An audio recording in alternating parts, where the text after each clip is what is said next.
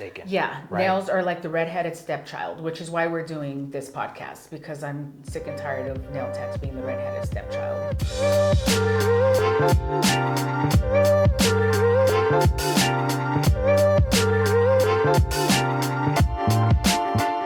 Hello, welcome to There's No I in Beauty. My name is nakqiSmith, co-host with Priscilla Smith. On this podcast, we talk about everything beauty and why there's no I in beauty. And on today's episode, we're talking about the 5 mistakes that beauty schools prepare you to make as a nail tech. And so we've got, of course, the nail tech. I'm the nail tech. I'm not. Which is why it's important you to get another perspective into all these mistakes. So without further ado, we will start with mistake number 5 that nail techs make. And the first one, of course, is they focus on the art and they forget about the prep. Now, one thing I can say is that traditionally, when you're in beauty school, if you're in a school that doesn't have the curriculum really tied in and honed in on what makes a good service when it comes to nails, they're going to tend to just kind of let you freelance, watch YouTube videos while you're in class. And naturally, as humans, we want to do things that are fun. And so you find a lot of students spending a lot of time just playing with nail art. Nail art is cool. Yes, nail art is fun. Prep isn't fun. But in all honesty, prep isn't supposed to be fun. Prep is supposed to be preparation for a good quality service. And so that is something that nail techs tend to forget. And so they spend all this time becoming a really good nail artist. But then when you're on the floor, you do a service on a client and 2 days later, the nails pop off. Then what? The client at that point could really care less about your nail art. It's a little harsh, but it's true. No, definitely true. And you want me to tie this into how the schools prepare you for that?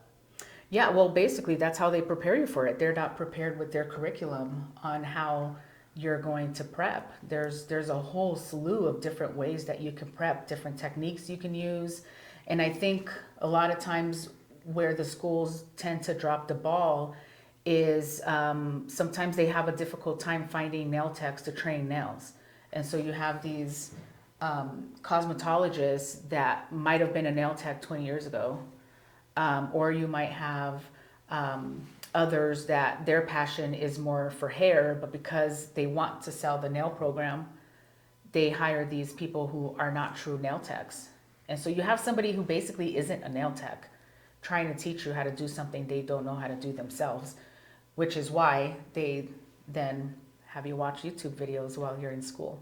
And I think it's important to know where this actually comes from, because a lot of the schools start off with hair, if I'm not mistaken. Yeah, right? Nails are like the redheaded stepchild, which is why we're doing this podcast, because I'm sick and tired of nail techs being the redheaded stepchild. Usually when you go to a beauty school, you see maybe 2 or 3 nail stations in the back corner somewhere.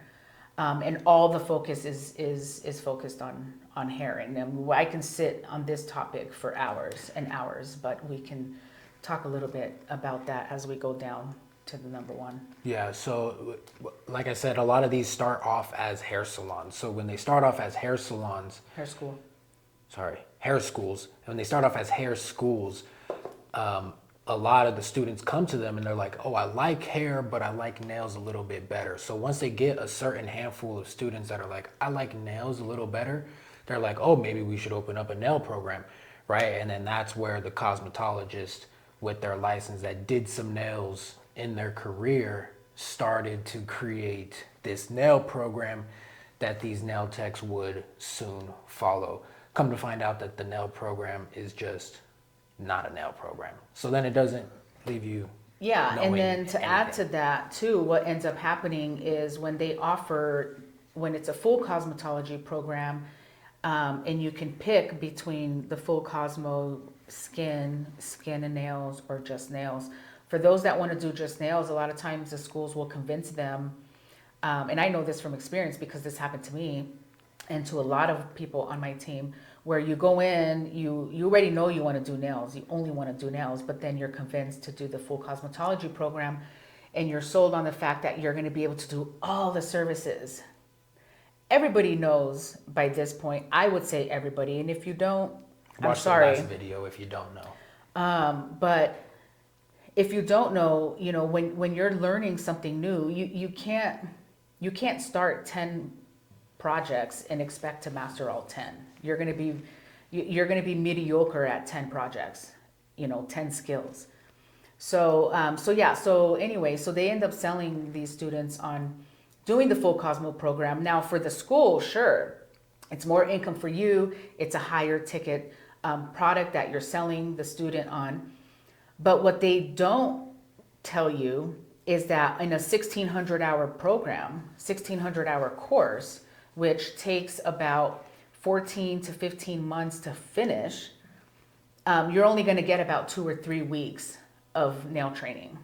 So you can imagine, and then you normally would get maybe 6 weeks of skin. The rest of those months are focused solely on hair. And so you can imagine how these students are graduating when they step out on the floor. They're not prepared.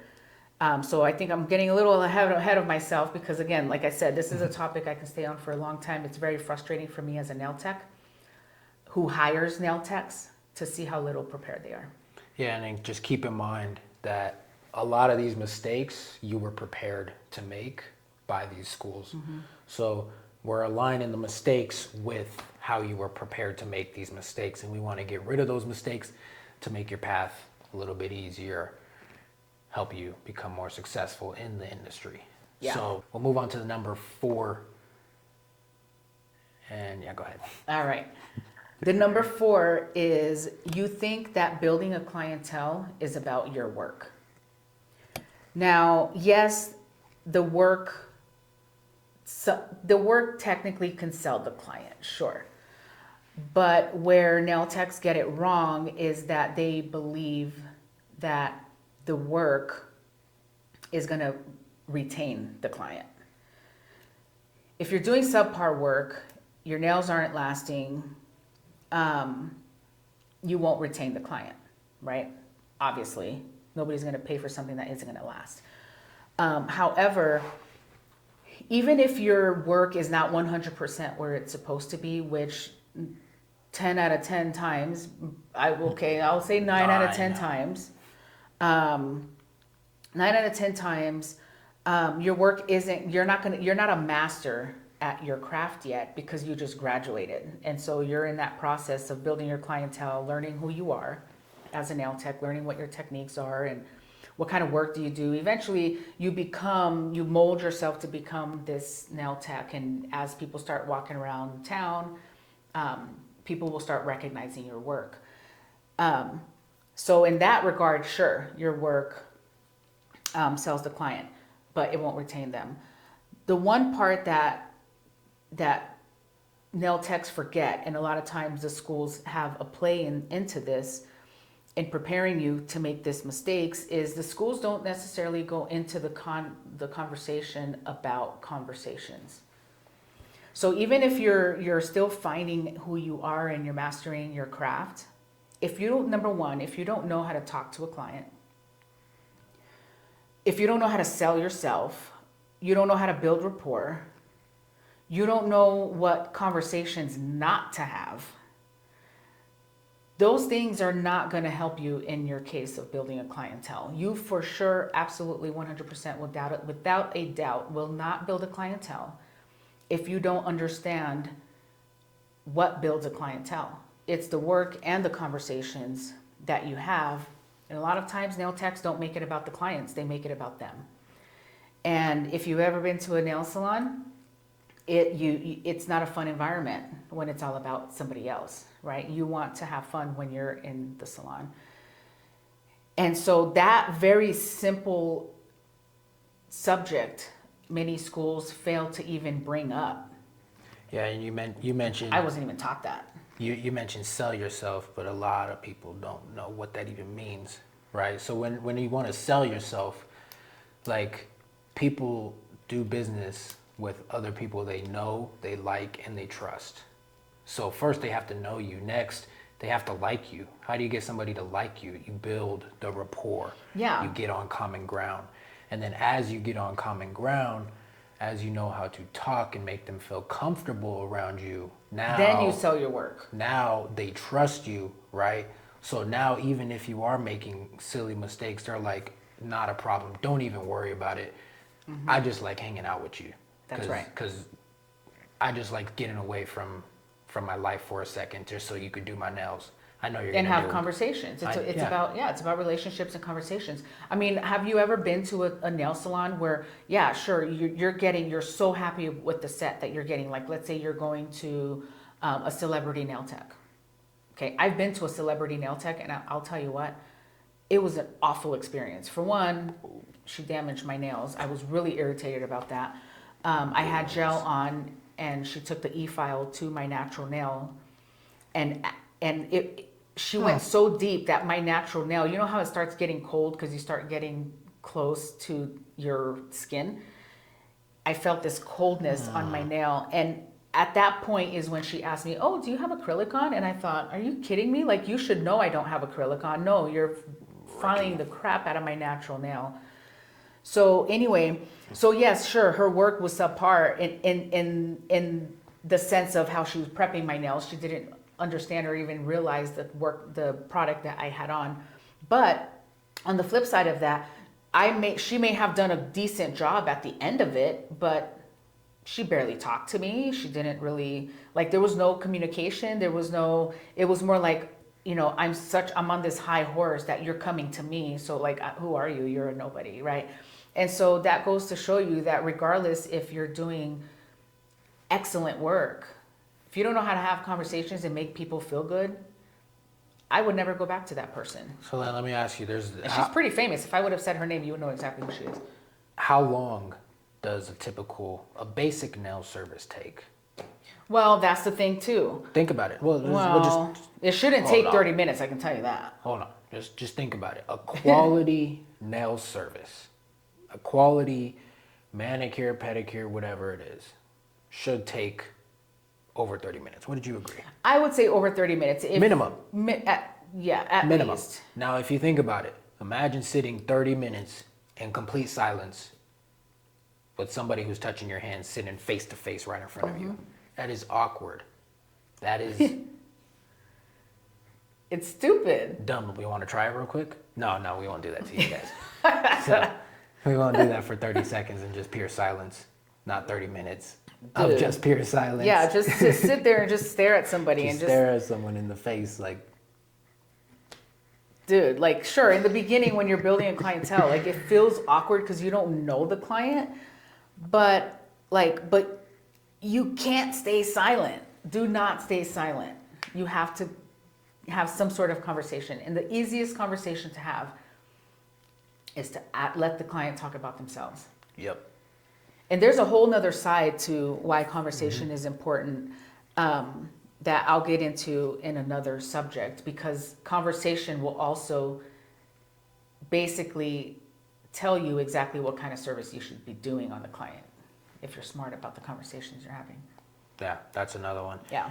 And so That's a whole episode all in its own. So yeah, these are huge categories. But again, the schools prepare you for this. They prepare you to fail. They prepare you to fail. All right, let's see. It's so sad. It is People sad. are not going to like this episode, but They should I love don't the care. episode. I don't quite care. honestly, I don't care if they hate Well, it. no, the schools aren't going to like the episode They because we're calling shouldn't you on like your it. bluff. It's baloney. They shouldn't like it. So number 3 is you're not flexible with your time to accommodate clients. This one's big. This one's really big, and where the schools tie Start with the schools. where the Start with schools the tie schools into first. that is that basically from the time you start beauty school to the time you leave, you're essentially sold on the fact that you can work whenever you want and still succeed. That's not true at all. There's a good side to that and a bad side to that. The good side of that is if you work all day, every day, there's a chance you will become successful. But there's also a very large, wide road to that. If you work whenever you want, right? Most times you don't feel like you want to work, so you won't go to work, which means you're setting up yourself for failure again. And I think the schools, they set the wrong expectations when you start to go, when you're in school, they set the wrong expectations for how it's going to be like when you get out of school. Yeah, they sell you on the fact of, you know, as soon as you have this little piece of paper, you have your license. Oh, you're an entrepreneur. You're not an entrepreneur. You're not an entrepreneur yet.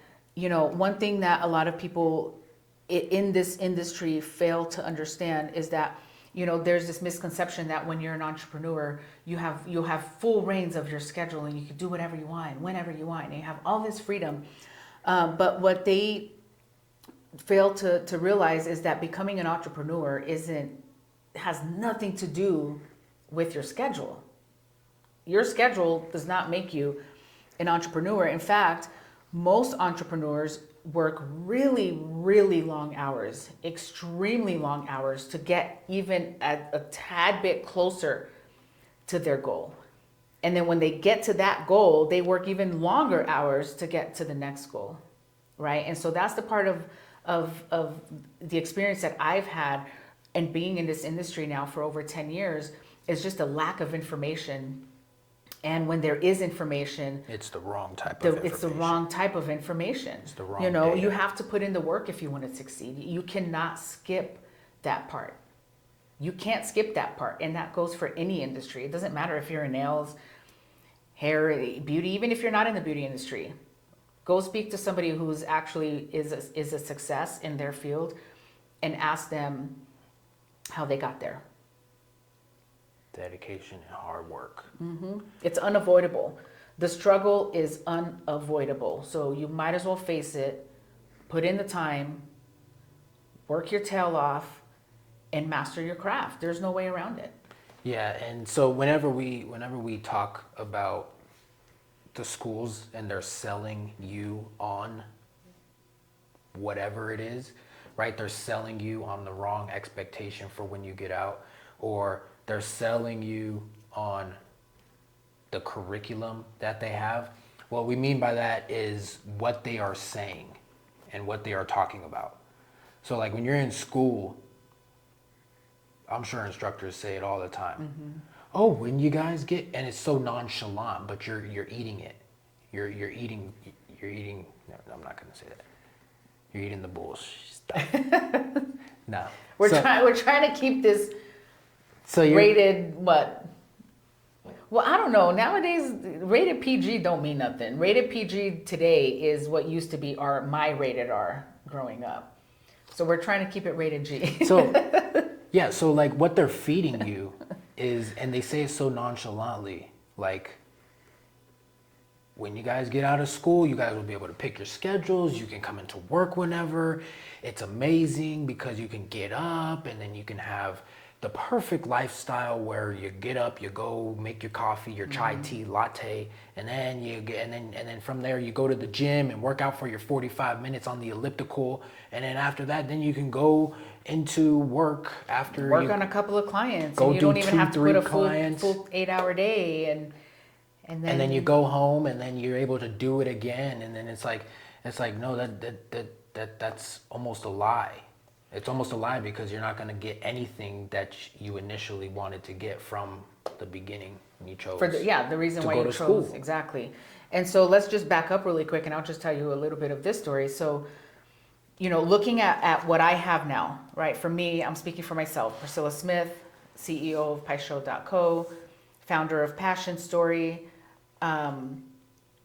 also founder of and CEO of a nail technology school now coming soon, author, right? I wrote a book, In fact, I co-authored another book that's a #1 international best-selling Amazon book.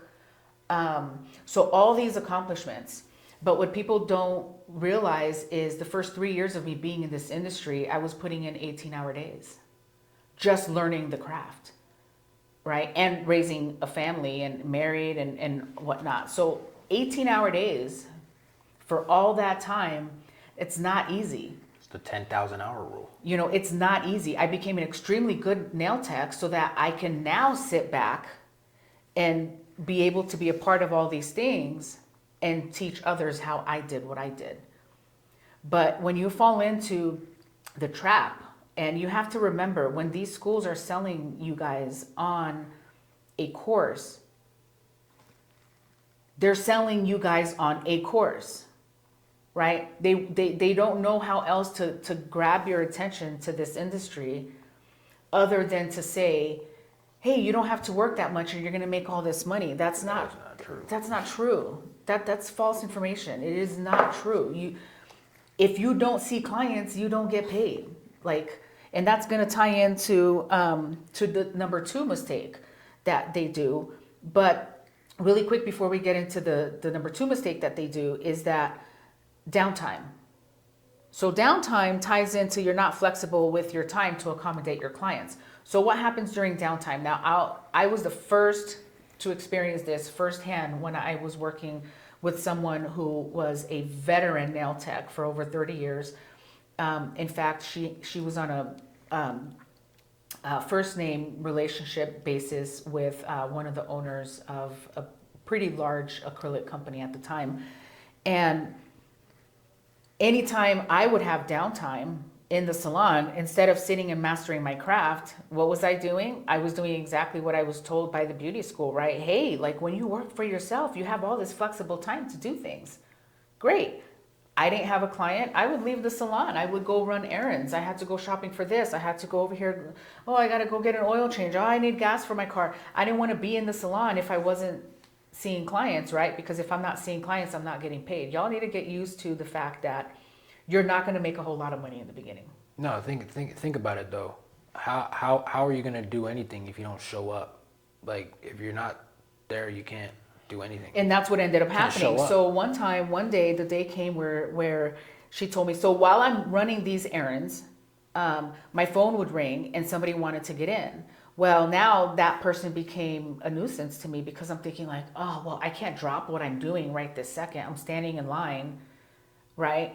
And so I can't service you, but can you come back tomorrow or can you come back later on tonight? And that doesn't accommodate them. So I immediately would lose that client. And so one evening, this is what happened. I turned somebody away because now I didn't want to drop what I was doing to go service this person. And then when I got back to the salon that day, the owner basically told me, look, when you have downtime, if you want to be in this industry, you have to stay here because I had 3 people that walked in that needed to get serviced and you weren't here. You work for yourself. You don't work for me. So if you're not here, I'm not going to call you and ask you to come back. That was the biggest lesson that I learned because here I was going home complaining and bitching about how much money I wasn't making. But yet I just turned away 4 people that could have been a forever client. See, that it just doesn't make any sense. There's no logic behind that idea of work whenever you want and you don't have to do that much work and make all this money. If you don't work, you don't make money, bro. Like that. At the end of the day, that's basically what that means. #2 is you don't want to work for anyone. That one is another subject that I can sit and really dive into for a long time. And where schools tie into this is they give this illusion. It kind of, #3 and #2 can go hand in hand. #3 is more focused on, you not wanting to accommodate a client, but #2 really is focused on you not wanting or feeling like you're accommodating a business owner or a salon owner, right? Because you want to be an owner. And that's fine. You should want to be an owner. But But where the schools tie in is they convince you on the fact that somehow you're losing out when you work for someone else. And that comment and that statement, all in general, is a load of poop.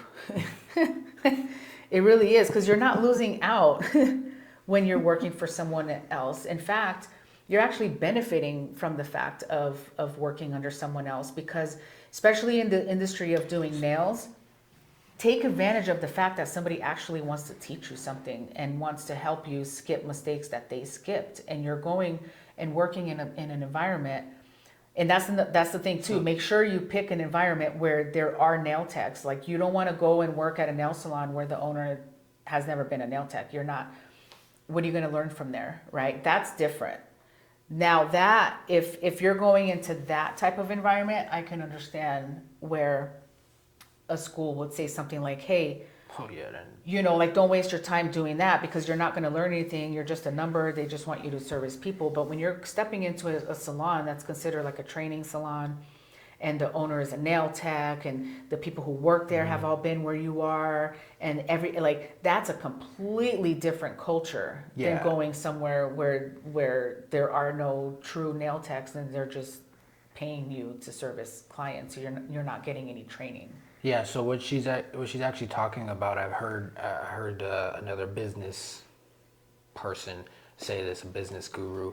He calls it drafting. So basically, you've got the head of the spear that's breaking through the air, that you're actually the handle of the spear. So you're actually moving faster because the person is paving that route for you. So you're literally drafting behind these people to actually break through quicker than what they had to go through. So when you draft behind somebody, making sure it's the right person, the right company, the right people around, the right team, right? When you're drafting behind somebody, you're moving faster than what people assume it takes. And where did you hear this? This was Brandon Dostin.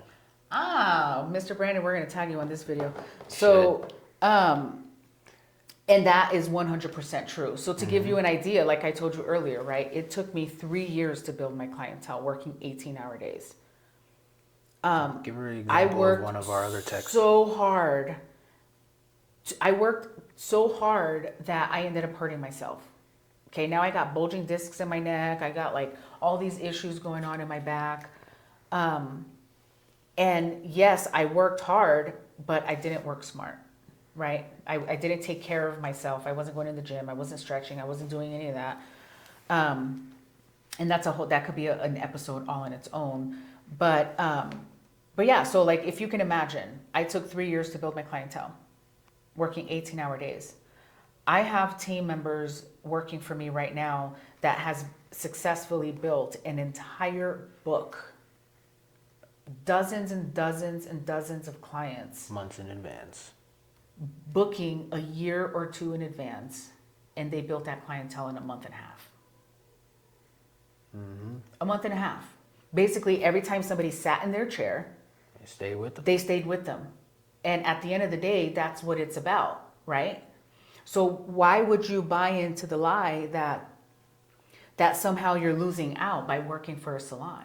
Yeah, right? So, and there's another, go for it. Well, and where the misconception is you feel like, well, why would I work for somebody else? I'm doing all the work, but I'm giving them part of my client service. Well, yeah, like, well, how else do you think the company is going to stay open and be able to provide you with the clientele with you not even having to think about it? Where do you think that income comes from? Yeah, and then how do you make the phone ring? That costs money. That goes into when these schools are talking about they don't want to work with don't work for anyone. Don't go work for anybody. They're going to treat you wrong. They're going to take advantage of you and all these. But then also they also will start to tell you like, oh, you're making somebody else rich. Even other videos that you probably watched are saying, oh, you're making somebody else rich by working for them, right? And I mean, That's actually false, It's in all honesty. I think, and here's the thing, and now I'm going to speak from experience because my culture and my model in my company has always been to only hire graduating beauty school students. And so I'm bringing these individuals in when they're not at their best. There is no profit margin. If there is a profit margin, it's very slim because when you're brand new, you're expected to overuse your product, right? You lay all this product down, you file it off, right? Because the nails are too thick. Another thing that happens is you might spend 4 hours doing a service. The client goes home and the set breaks apart. And so now as a business, I have to allow that client to come back in to get the repair done for free. And now they're sitting for another hour and a half, 2 hours just for the repair if we have to redo the whole thing. Not to mention if the client doesn't want to see that person that made the initial mistake, they want to see somebody else. So now I'm out twice, right? So now we're providing a free service to fix something that took hours to do. You know, and that's just a few examples that I can come up with at the top of my head. In fact, I have a whole course that I put together that talks about just that. There's several ways that you know, salons don't make a profit because out of our passion for just wanting to help aspiring nail techs. And so that whole misconception of you're making somebody else rich is not true. That's information that is actually, in my opinion, very unnecessary, and it's hurtful to those people that want to help others. And not only that, but when you think about working for yourself, which group can make more money? One person or two? Yeah. It's simple math. It's simple math. Two people can make 2 times as more money. So why not be part of a group that's going to be making more money? Mm-hmm. Like it's an illogical decision. It doesn't make sense. Yeah. There's just, and that's why we're doing this podcast in all honesty, because there is no I in beauty. If you go into it thinking that it's me, it's all about me, it's I, well, guess what? Me, I is going to be in a room somewhere. In a cubicle. Sorry. Right? So you go to school and you're doing all these things and you're sold this whole fancy schmancy concept of freedom, but yet you're so fixated on yourself that you put yourself in a cubicle and then and when in the beginning of this whole journey you told yourself you didn't want to have a 9 to 5. But now you're happens? in a 9 to 5 in a cubicle by yourself working for your clients. And then you go down to the and then that takes step. you to the number one mistake that nail techs do is they quit. Yeah, and then you quit, and then whose fault is it? I, me, and then and then you feel like a failure. And I think it's just really sad. There was a study that was done years ago, and I'm not sure what this number is today, but there was a study done years ago, and it was a broader study. It wasn't just focused on nail techs, but it was a study that basically stated that 86% of those that go to beauty school end up quitting in the first year. So that study is what really pushed me to launch the culture that I have today, which is to only hire graduating beauty school students. Because to me, that was very sad. This industry helped me a lot in my life. And I just thought that it was just really sad that there was almost 90% of people end up quitting, and they quit because schools are not preparing them for the job. They're operating on the wrong set of data points. We've had tech after tech after tech come in and tell us we've learned more in the first day than we did in all of beauty school. In the whole 6 months that they were in school for nails. 6 months. For nails, for Cosmo, all the above. Yeah, and so there's 2 factors actually of 2 roles or 2 different types of people and institutions that tie into why people quit. Number 1 is the schools, right? You're terrified. You graduate, you're terrified. I don't know how many times I've hired somebody and they're doing a pedicure, and when it comes time for them to polish the toes, bro, Tremble.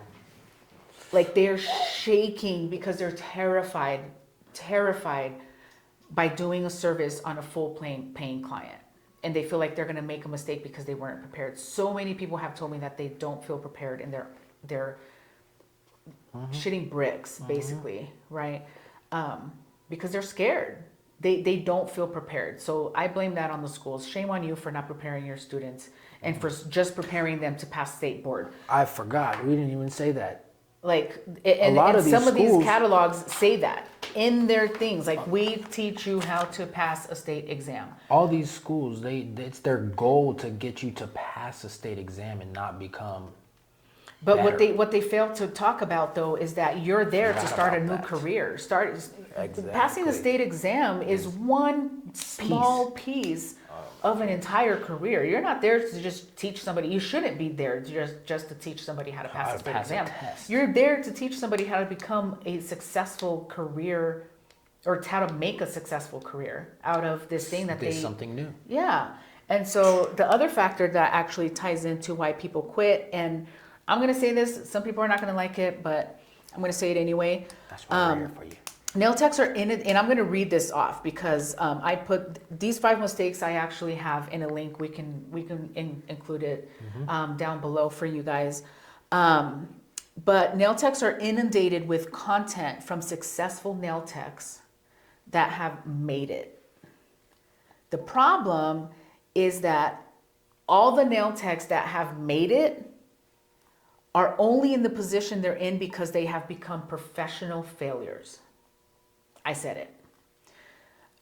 And what I mean by that is they've essentially have practiced so much, they have mastered failing.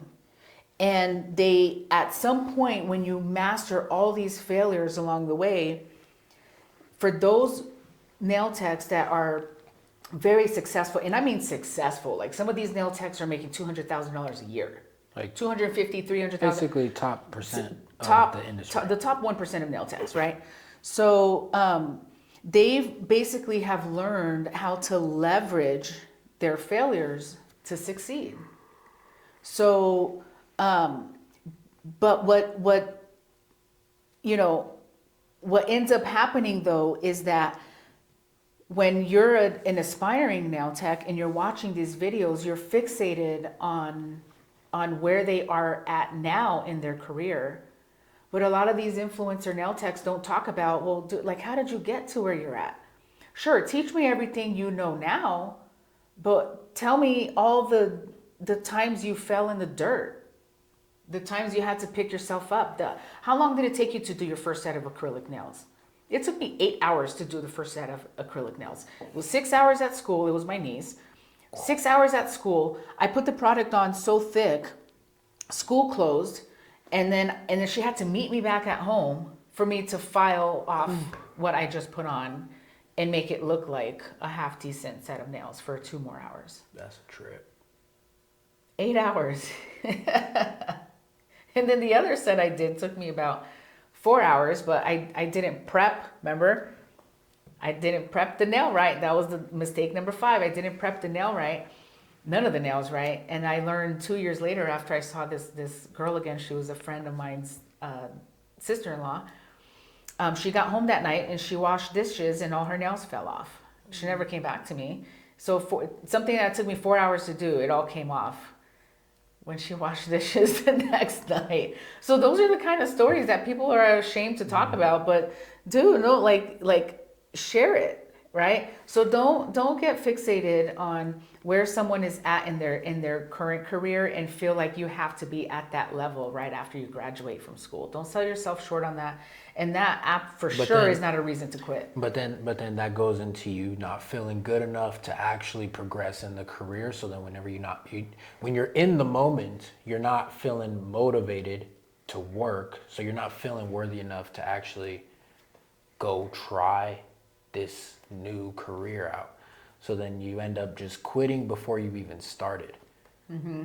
So right? yeah, and so you are good enough to just start. You are, and here's the thing. We can end with this. you're not going to be good at all in the beginning, right? You have to be okay with that. You have to be okay with sets falling apart. You have to be okay with clients being mad. You have to be okay with making all of these mistakes, right? As long as you're okay with that, and also be okay with the fact that you're going to have to put in the work to make it work, you're going to succeed, right? But you can't take shortcuts.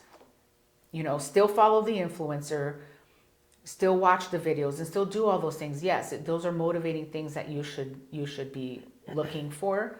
But don't put this heavy burden on yourself and tell yourself that because you're not doing that type of work right now, that you're not good enough.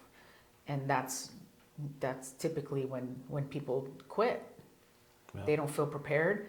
And then you start having that imposter syndrome, and you start feeling, very insecure about the decision that you make. And we can talk about this in another episode and really kind of outline what can you expect during the first 12 months after graduating nail school. Yeah, absolutely. Absolutely. Because at this point, we've been doing it so long. Like I can tell you right now, typically around between day 50 and 70, you're going to have your first meltdown. Like it's firsthand. Different, same thing, just different faces.